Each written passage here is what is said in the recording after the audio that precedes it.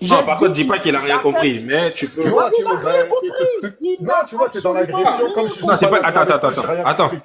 C'est pas qu'il a rien compris, c'est que toi, au début, tu as parlé de indépendance, qu'ils ont pas voulu rester dans l'indépendance. Donc, en tout cas, tu t'as clairement enseigné que, à la base, tu vois, c'est comme si c'était à eux. C'est pour ça qu'il t'a repris. Ok. Je vais reprendre, je reprends.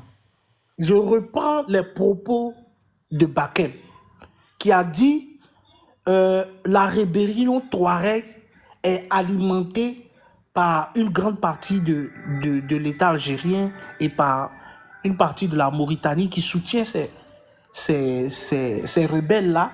Et c'est ce qui a participé à l'un des problèmes qu'il y a aujourd'hui au Mali. Et moi, j'ai dit, oui, moi, c'est sur Oui. ce point-là que je veux te reprendre, Bakel. Voilà, en Je disant vais qu'il faut pas pas mettre plutôt. que c'est pas l'État en fait qui est impliqué. Mon ami, tu sais que c'est moi le modérateur, non? Si tu n'arrêtes pas de Ouais, me couper, Cheikh, moi, je vais laisse-le, te t'inquiète, on déchaîner. va y arriver. On a tout le temps, mon frère. Ouais, c'est maintenant qu'on a ouvert le panel. Acceptez qu'on puisse échanger. Si on ne peut pas parler, ça sert à quoi?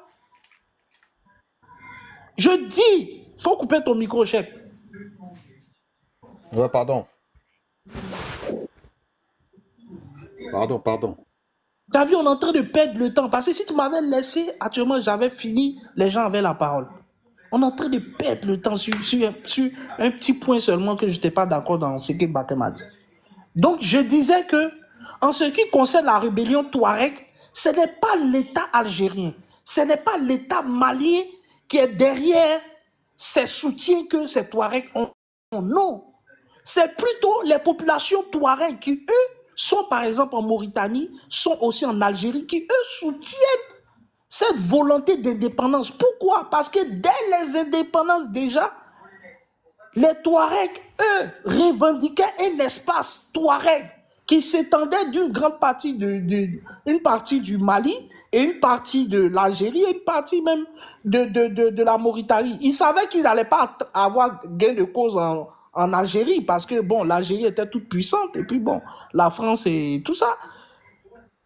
Mais ils voulaient vraiment garder leur indépendance vis-à-vis du Mali, des autres populations maliennes, parce qu'ils estimaient qu'ils étaient complètement différents d'eux.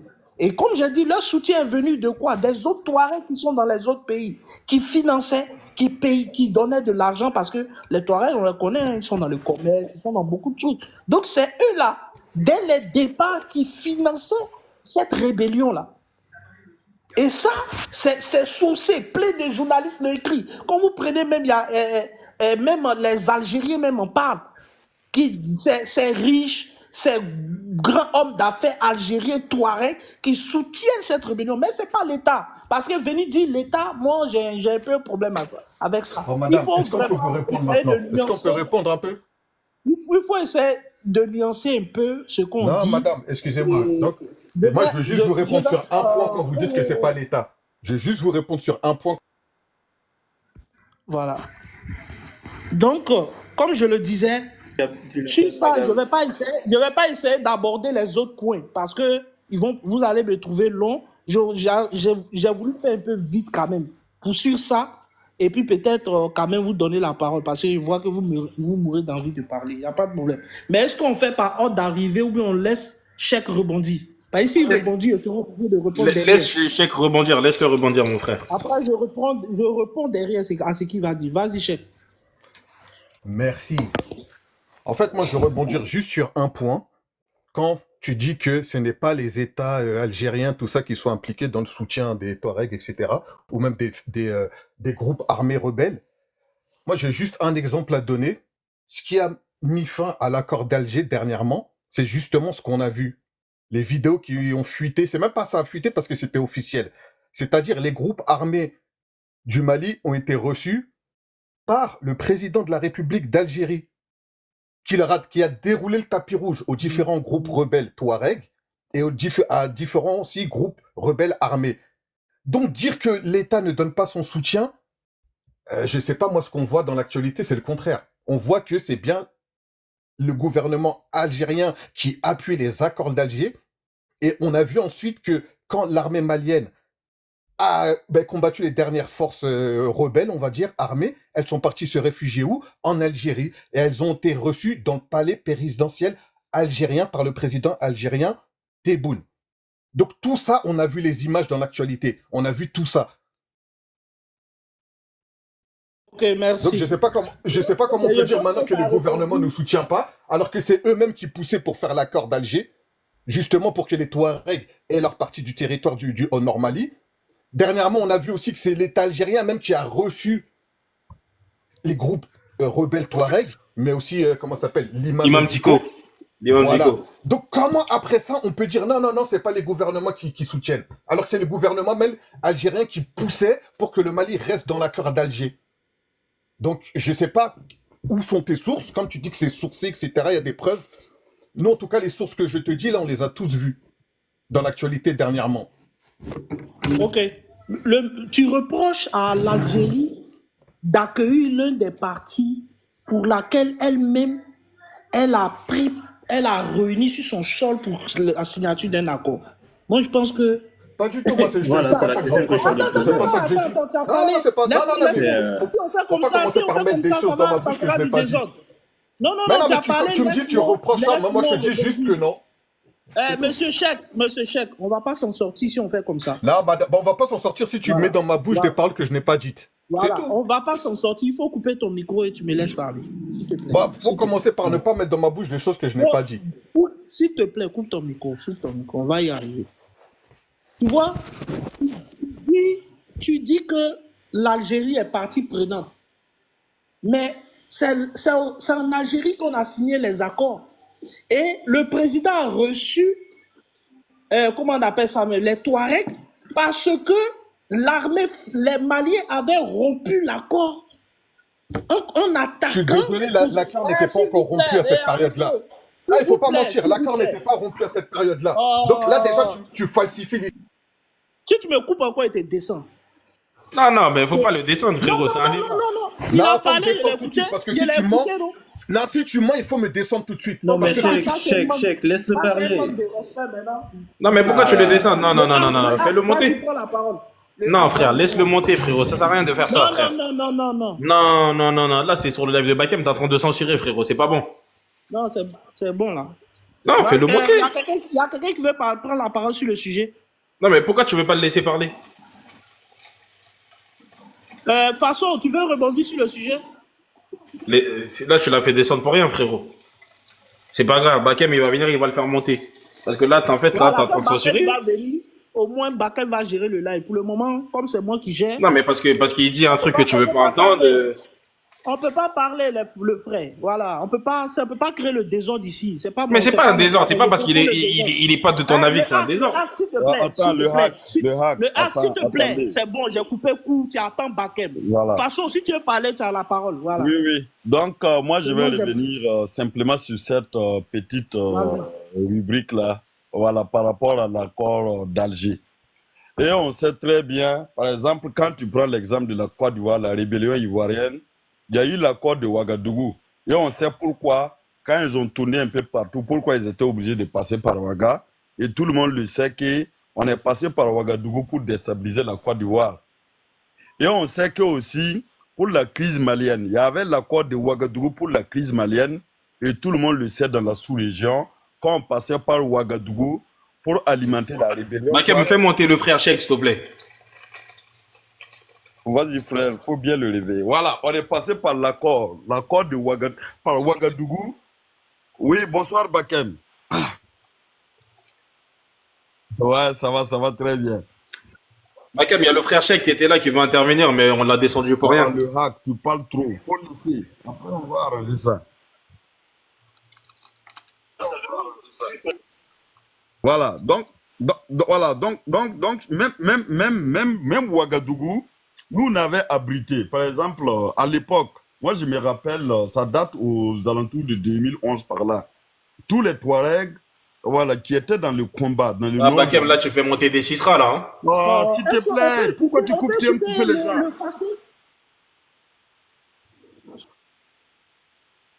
T'inquiète. Mais laisse les gens s'exprimer. Les gens peuvent être opposés. C'est qui les Cisra ici?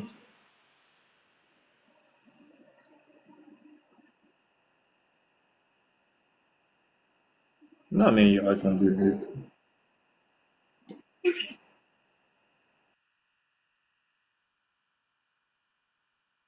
Voilà, merci, merci bien, Bakem. Donc depuis, voilà, donc Ouagadougou, nous, on a abrité des camps de réfugiés. Et les camps de réfugiés Touareg, ça veut dire quoi? Au fait, c'est un business. C'est le business, comment il faut départager le Mali.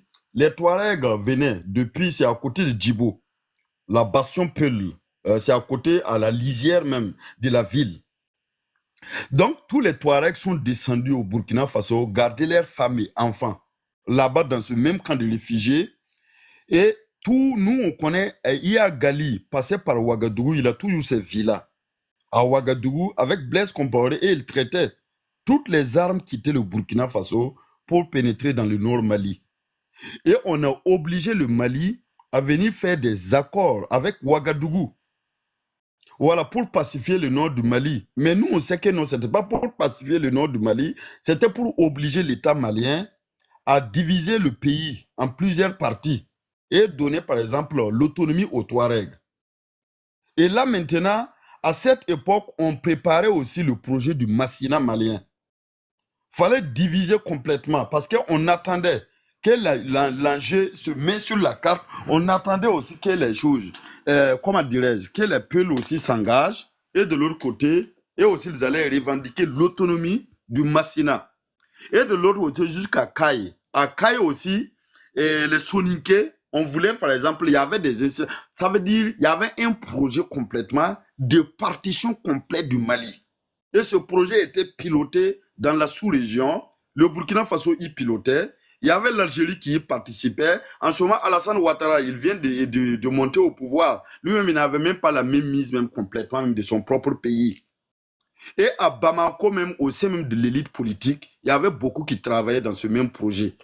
Si après Blaise Compaoré, il est parti maintenant, l'Algérie a pris la main.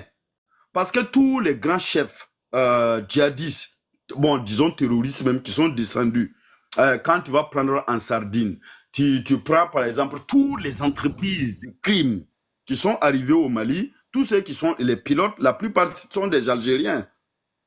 Et on sait pourquoi l'Algérie s'est impliquée. C'est au niveau de l'État. Moi, je ne parle même pas des Touaregs algériens. Je parle au niveau étatique. Pourquoi l'Algérie est impliquée? Parce que depuis 2007, on a donné le bassin de Taoudeni à l'Algérie de faire des prospections. Donc, quand Sonatrach est arrivé là-bas, on fait des prospections et on sait que non, ça va être bien juteux et que le Mali va être désormais un exportateur du pétrole. Ben, on a fait descendre, l'Algérie a fait descendre tous ces chefs djihadistes, les terroristes, les criminels, pour envahir complètement le nord, aller aider les Touaregs. À partir du moment que la lutte est bien, si c'est bien, entre eux, ils allaient partager le gâteau malien. C'est pour revenir, bon, voilà, sur l'incident qui s'est, bon, on dit que c'est l'armée malienne, voilà, un individu qui fait de l'anthropophagie, ou bien c'est ça qu'on l'appelle, non? Ou bien on l'appelle quoi? C'est ceux-là qui mangent la chair humaine. Voilà, franchement, quand tu regardes, voilà, quand tu regardes, en tant qu'être humain, c'est choquant. C'est choquant. Voilà, qu'on puisse voilà, manger. Et puis bon, dans la vidéo aussi, je ne vois pas. Je vois que non, il était en train de profaner le corps. Mais je n'ai pas vu, par exemple, l'acte voilà, de manger, par exemple, des organes. Et la photo, réellement, quand tu regardes la vidéo, c'est choquant. Mais il y a une part aussi qu'on va dire. Tant que nous, on a des criminels qui viennent au nom, par exemple, de la libération du Massina, ils prennent des armes. Et c'est mono-ethnique. Qui viennent, qui détruisent complètement des familles, qui tuent, et ça a engendré des millions de déplacés internes, comme au Mali, tout comme au Burkina Faso. Moi, cet individu, si on l'attrape et on le jugule et on profane son corps, même après l'avoir tué, moi, franchement, je n'aurais pas de compassion envers cet individu. Parce qu'un criminel reste un criminel. Et nous, on ne va jamais accepter que des individus sans loi s'élèvent des petits drogués qu'on a manipulé. Quand je vous prends l'exemple du Burkina, là, celui qui a rentré dans cette grosse manipulation, c'est Malam Diko. Malam Diko est de Djibo. Il allait faire ses études. Chez lui, là, il allait faire ses études en Arabie Saoudite. Quand il est revenu, le gars, il a commencé à faire des prêches. Et les grands dignitaires, les grands marabouts de Djibo qui sont là, il a commencé à les insulter dans ses prêches. en disant qu'ils sont des cafris, qu'ils sont tant. Petit à petit, qu'est-ce qu'il a fait? Il en a eu, par exemple, plus de 200 à 300 talibés qui les suivaient. Et ce sont ces talibés-là qui l'ont fait liaison avec Amadou Koufa du Massina malien. Et ils ont mis en place leur coalition. Quand ils ont fait leur coalition, c'est dans leur zone même proprement. Les viols, les pillages de bétail et les crimes se sont organisés dans le Massina malien et dans le Liptako Gourma au Burkina Faso. Et c'est dans leur zone, et c'est entre eux qu'ils se massacraient. Parce que si Malam Diko arrivait à recruter un vieux de donner ses enfants, et que ce vieux refuse, qu'est-ce qu'il fait? Il tue le vieux, il ramasse ses femmes, et même Malam Diko a fait tuer même son beau-père, qui est l'ennemi du Liptako. Et il a même abandonné sa femme et ses enfants. Sa femme même est protégée actuellement par l'État burkinabé, la femme de Malam Diko. Mais qu'est-ce qu'ils sont en train de faire? C'est leur projet du Massina. On les a dit, si vous formez une rébellion, on voit que non, c'est une rébellion, comme les Touaregs l'ont fait, et vous cherchez un chef, vous pouvez par exemple négocier avec l'État central. Si vous voulez votre autonomie, il n'y a pas de problème. Mais vous faites votre propre rébellion, c'est encore vos propres parents et les dignitaires même du Liptako, du Massina, vous partez, vous les massacrez. Les grandes familles maraboutiques, quand tu prends dans toute cette zone-là, ont presque tous disparu. Ou d'autres qui ont eu la chance de se réfugier, d'autres sont allés jusqu'en Côte d'Ivoire. Il y a d'autres, les familles qui sont très riches, sont allées par exemple en Europe, se réfugier là-bas. Donc on ne peut pas défendre par exemple cette idéologie. Parce que cette idéologie n'a pas d'avenir. Et cette idéologie est déjà mort-née. Et là, le fait d'endoctriner des gamins de 12 ans, 13 ans, 14 ans, quand tu regardes au sein de leurs combattants, et d'enlever une partie de sa communauté pour aller donner aux Touaregs, donner par exemple aux Berbères, tous les chefs djihadistes là, la plupart des Marocains, la plupart des Algériens qui viennent tuer au Mali, mais la plupart de leurs combattants au sein des ACMI, ce sont des jeunes peuls qu'on a ramassés pour aller les donner. C'est très dangereux. Donc nous, on détend cet état d'esprit. Mais il y a des gens, le fait que pour eux, la lutte est devenue ethnique, la lutte est complètement tribale, il faut qu'elle pousse. C'est justement là-dessus que je voulais rebondir. Mais après, je te laisse finir et je vais... Ce soir, tu ne seras pas raciste. Non, Djeneba, moi, je ne suis pas raciste. Moi, j'aime tous les pays, j'aime tous les peuples africains. Mais maintenant, ce qu'il faut savoir, c'est quoi? Quand les gens poussent la chose de telle sorte que non, moi aussi, oui, je suis un bon moi aussi. Donc, quand on pousse à ce que... D'accord.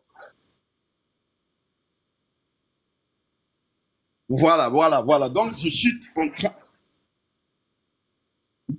Il n'y a pas de problème, Bakem. Donc, il y a beaucoup de gens qui se camouflent derrière l'idée parce qu'au départ, avant même la création de l'AIS, les gens pensaient que non, que l'affaire allait prendre, qu'ils allaient avoir réellement un État théocratique, peul qui allait naître. Et nous, on les a dit que non, le projet ne verra jamais le jour. C'est maintenant, par exemple, ils ont buté complètement à leur action. Ils ne pourront jamais avoir même 1 millimètre carré de...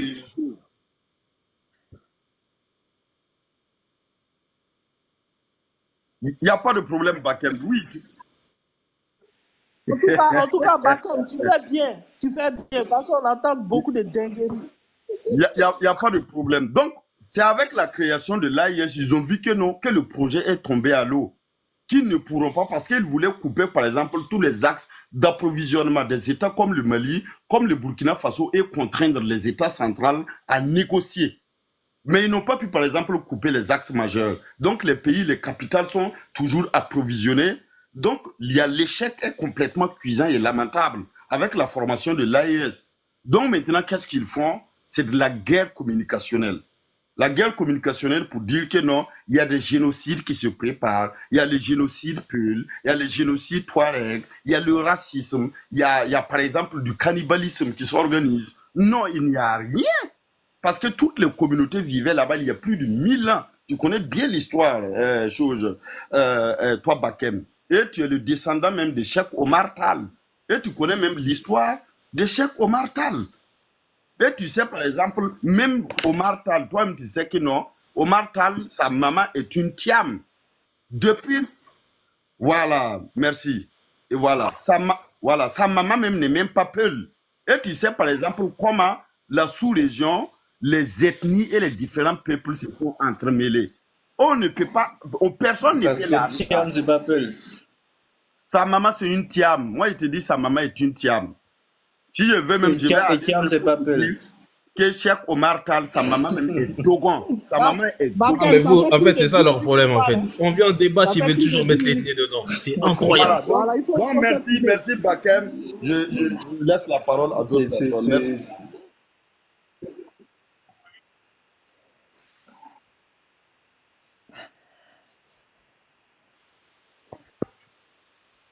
Très simple. C'est juste la...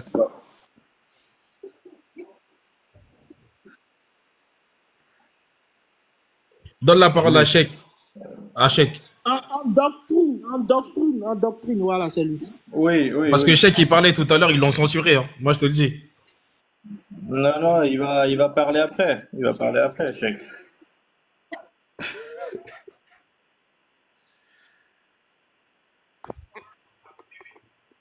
Wa alaykoum salam.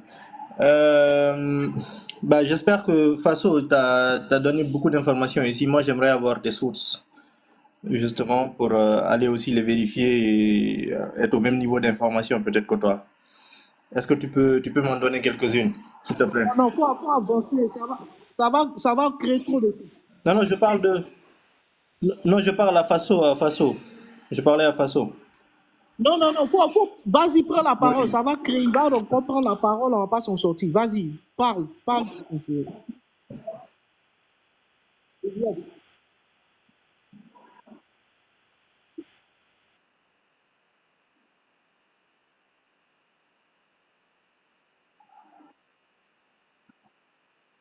Ok, moi je suis arrivé à la fin en fait de ton live malheureusement et j'ai pas pu écouter tout le développement historique que tu as eu à faire, donc je pourrais pas avoir un avis là-dessus.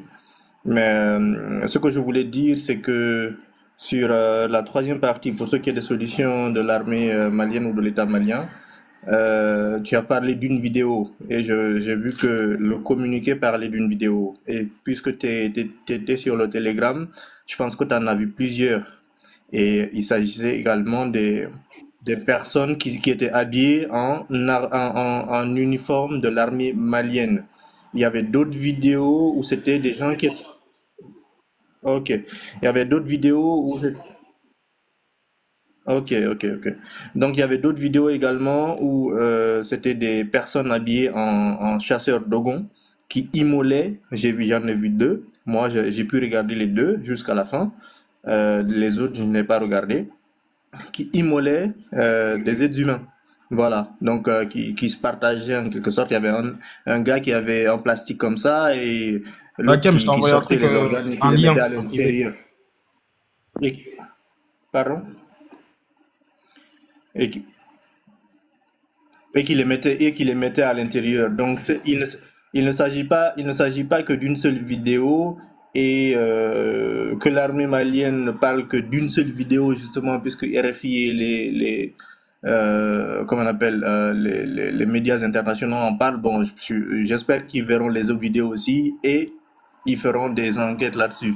En tout cas, pour ceux qui ont des contacts avec eux, faites-leur passer ces vidéos-là parce que c'est suffisamment grave ce qui se passe là-bas. Voilà. Donc, et ça ne se passe pas qu'au Mali aussi. Hein. Il y a aussi pareil. Moi, j'en ai vu aussi pareil des vidéos au Burkina Faso, au nord du Burkina, etc. Maintenant, moi, je trouve que c'est... J'ai entendu le frère Faso parler ici, en fait, de ces peuples-là qui seraient des terroristes, etc. Donc, qu'il faudrait, en fait, leur faire, en fait, des atrocités, en quelque sorte, et tout. Moi, je trouve que c'est absurde. Pour moi, c'est complètement absurde, en fait, de penser que au nord, là-bas, il n'y aurait, par exemple, que des peuples. Et même si, supposons qu'il y ait 200, 300, un millier de jeunes peuls à l'intérieur parmi ces terroristes-là, est-ce que cela justifie que l'armée que ce soit malienne ou burkinabé, les VDP ou les Dogons, rentrent dans les villages, parce que moi, les vidéos et les photos que j'ai vues, c'est des enfants parfois de moins de 1 an, c'est des enfants parfois de moins de 1 an qui sont tués. Il y a des vieux, des vieillards parfois de plus de 70 ans qui prennent une balle dans la tête, etc., des femmes et tout. Est-ce que cela justifie qu'on rentre dans des villages pour exterminer ces populations-là? Non, je ne pense pas que cela justifie qu'on rentre dans les villages parce que soi-disant on aurait vu quelques jeunes peuls ici armés et en train de tuer d'autres personnes. Je ne pense pas que cela justifie. Je pense que l'armée malienne ou l'armée burkinabé est l'armée de tout le Mali ou l'armée de tout le Burkina. Ils n'ont pas armé des milices qui vont tuer des populations complètement démunies ou alors rentrer eux-mêmes avec ces milices-là et exterminer des populations et s'en vanter. Voilà. Donc, puisque malheureusement, je n'ai pas vu tout ton développement historique là, malheureusement, je ne peux pas revenir là-dessus. Et je vais laisser la parole du coup. Mais Faso, moi j'aimerais avoir tes sources parce que ça m'intéresserait quand même de les lire et d'être au même niveau d'information que toi parce que tu as donné beaucoup d'informations ici. Ouais, oui, la petite source, vous pouvez aller taper, checker. On vous a dit, ça va créer des ordres. Il y a des gens qui attendent. Non, c'est juste une phrase. Non, mais terre, on discute ici pour... Non, regarde, c'est un débat d'idées. Il a des informations que moi je n'ai pas. Non, je lui donne. Il a des informations que je n'ai pas. Oui, mais il peut te donner ça. J'aimerais avoir ces informations. Terre de Berny, il faut arrêter de parler. Terre de Berny, oui et non.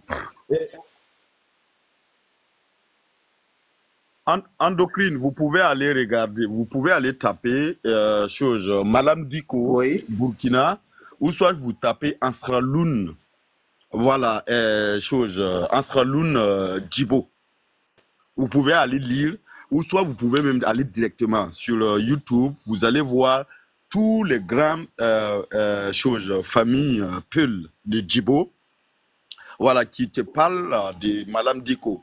Et puis même, il parle en langue poulard. Si tu comprends la langue poulard burkinabé, du Massina en général, tu vas le comprendre très bien. Ils vont t'expliquer qui est Malam Diko et tu vas savoir quelles sont, par exemple, les atrocités qu'il a fait au niveau de sa propre communauté. Moi, je ne parle même pas d'autres ethnies, sa propre communauté.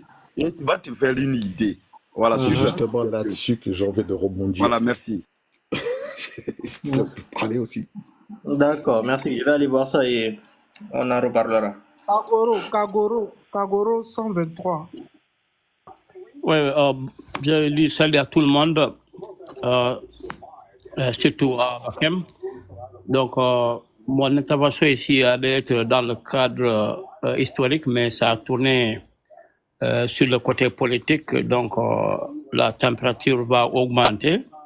Et donc, notre intervention ici sera un peu inutile, d'autant qu'on ne peut pas mélanger la pédagogie et la politique. Bon, il avait seulement quelques suggestions que je voulais poser à Bakem, comme quoi il avait des précisions à mettre, surtout au niveau de Niani, la capitale, soi-disant, du Mandé. Donc,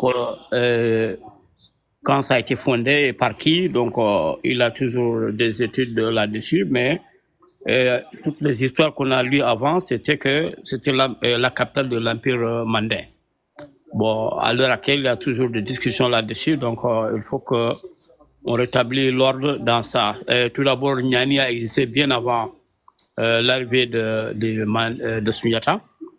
On sait cela parce que l'histoire tourne autour de son père qui résidait là-bas. C'était à Djadjala, donc tout ça, c'est des choses qu'il faut remettre en ordre pour qu'on ait une histoire qui est réelle et vraiment logique au lieu d'aller toujours dans des controverses. Niani, c'était le Kagoro, d'après l'histoire même de, comment dirais-je, Wakamisoro. Je crois que tu as bien lu dans ses livres. Donc, Niani a été fondé par des Kagoro, c'est les Kamara. Surtout dès longtemps, et surtout le dernier, ou le dernier et le premier à être bien connu et célèbre, c'était, comme on l'appelle, Kara Niani Mansa, ou bien on l'appelle Maransa Kara Niani. Bon, Tu sais l'histoire de ça. Lui, il a mené même la résistance contre Sunyata. Parce qu'après la réunification du royaume, donc Wanyan Karmansa avait refusé d'adhérer à la Confédération. Donc il fallait des expéditions pour le déguerpir et avec des subterfuges pour arriver à sa démise, mais ça a été un combat sanglant et c'est à l'issue de ça que Fakoli avait gagné son autorité, surtout le Djanjo, la musique Djanjo, et lui a été avoué. Bon, ça c'est une petite histoire. Ben, comme c'est tourné au niveau des politiques, donc on va en laisser la main. Il avait des noms que vous avez cités à l'arrivée de Dinga, comme quoi certains noms de famille y figuraient. Je crois qu'il avait un rajout, parce que certains noms comme Batili, Simara n'étaient pas là à l'avènement de Dinka. Donc, c'est des noms tardifs. Ce que je peux dire, bon, comme on n'est pas là aujourd'hui.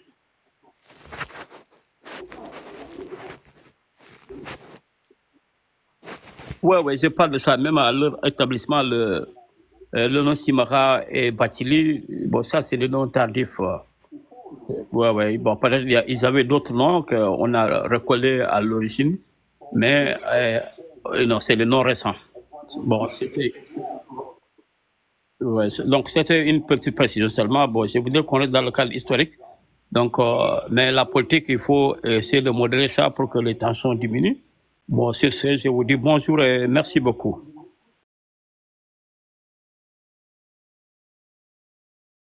Bah. Oui, c'est...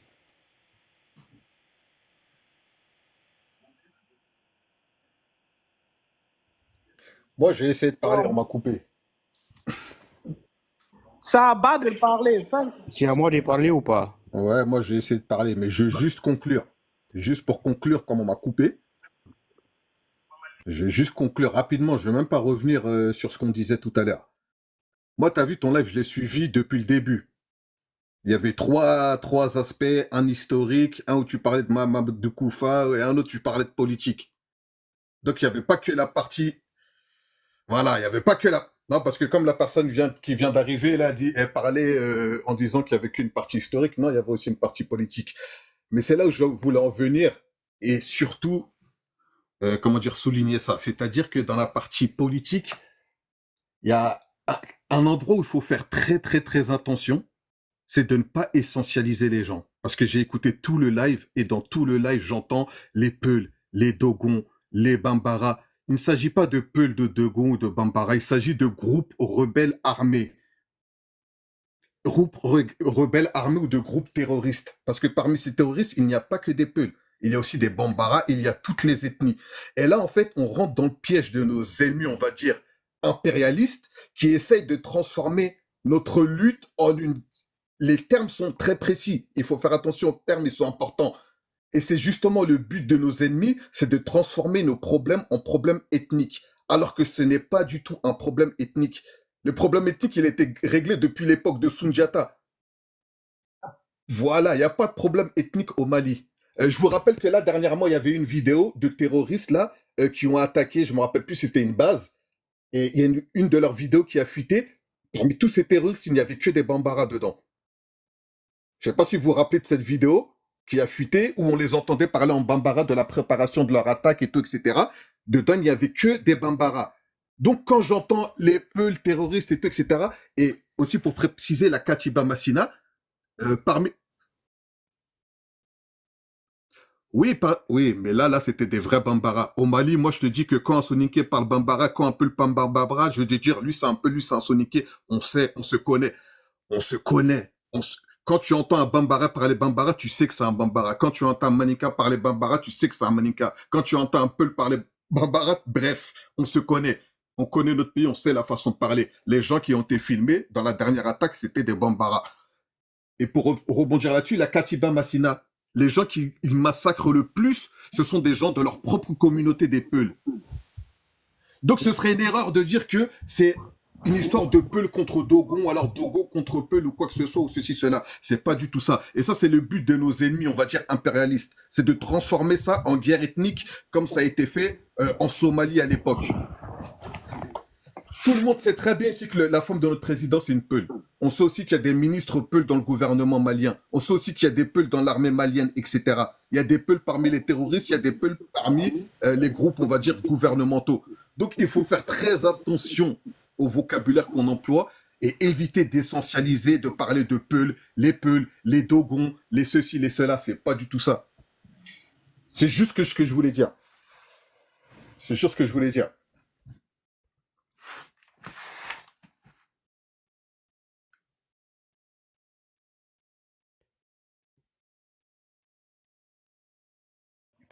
Oui, oui, oui. Bonsoir, parce que tout à l'heure j'ai dit bonsoir, mais personne ne m'a répondu.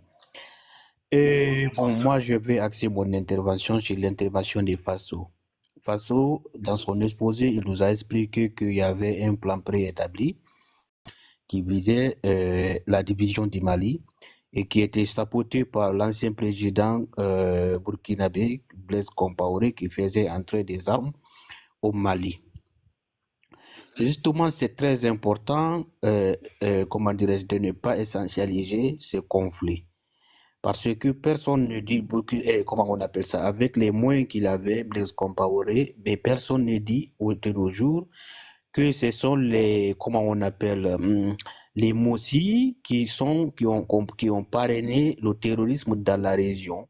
On n'accuse pas les Mossi parce que le président de l'époque, c'était Mossi, qui avait tous les moyens de l'État et qui finançait cette déstabilisation du Mali. Et en même temps, il y avait des Maliens à l'intérieur du Mali qui n'étaient pas du tout Peuls et qui participaient pour la partition du Mali. Mais maintenant, de nos jours, avec ce conflit, il y a des Maliens généralement qui essayent de faire un lien entre Peuls et terrorisme parce que c'est Amadou Koufa, je ne sais pas, qui est le chef, je ne sais pas, du Katiba di Massina. C'est pourquoi c'est important de s'informer. Moi, quand même, depuis que j'ai écouté Soham Keïta, depuis que j'ai commencé à écouter Soham Keïta, c'est la première fois que j'apprécie son intervention, puisque lui-même, il participe à cette propagande qui vise à essentialiser les Peuls dans le terrorisme. En ce qui concerne le problème du nord du Mali, moi, je ne veux pas défendre, je ne vais pas faire l'avocat de l'Algérie, mais l'Algérie n'a aucun intérêt à aider les Touaregs à devenir indépendants. Il faut comprendre la géopolitique de la région. Les Touaregs de l'autre côté.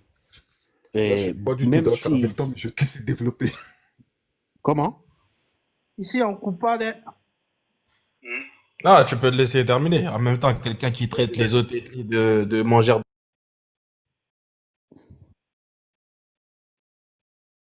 Je sais que avec toi, tu as une prédisposition. Dès que tu entends un peu là, ça te on va montrer des captures tout à l'heure. On va montrer des captures tout à l'heure de tes propos. Si tu veux. Donc voilà, vas-y, descends ta potée.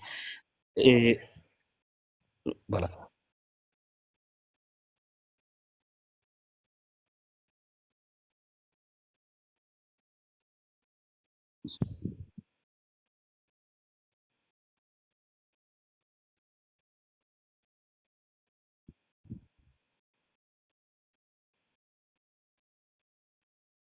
D'accord.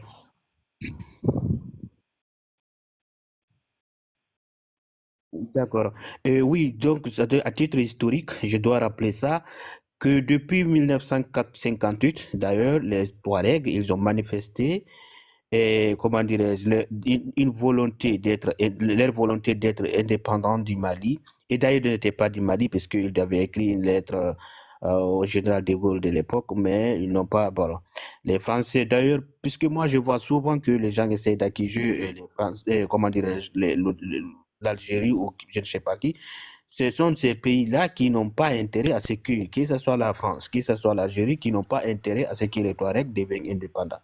Parce qu'ils ne veulent pas créer un précédent Touareg dans la région, parce qu'ils savent que c'est-à-dire l'autonomie ou l'indépendance de ce peuple-là va engendrer automatiquement un effet domino dans la région. C'est pourquoi ils ont toujours empêché. Ce n'est pas l'État malien en tant que tel qui connaît le dessus de ce dossier, ce n'est pas l'État malien en tant que tel qui empêche ça. L'État malien est en train de jouer un rôle. Parce que absolument pas du tout. Ils n'ont aucun intérêt, ils ne veulent pas aussi. Ils vont d'autres utiliser les Mali, peut-être ces Touaregs-là pour titiller un peu l'État malien, voilà. Mais ce n'est pas pour autant qu'ils veulent que ces gens-là deviennent indépendants. Ils ne le veulent pas. Ils ne le veulent pas. Et même les Touaregs même ont compris ces derniers temps que leur principal ennemi se trouve au nord, plutôt au sud. Donc moi, en ce qui concerne ce sujet-là, moi, ce que je veux dire ici, il faut que les gens arrêtent d'essentialiser. Parce qu'il y a j'ai l'impression que dans ces conflits-là, il y a une essentialisation grave de ce conflit parce qu'il y a une velléité déjà pour comment on appelle ça, si vous me le permettez, pour génocider le peuple. Parce que les gens savent que eux-mêmes,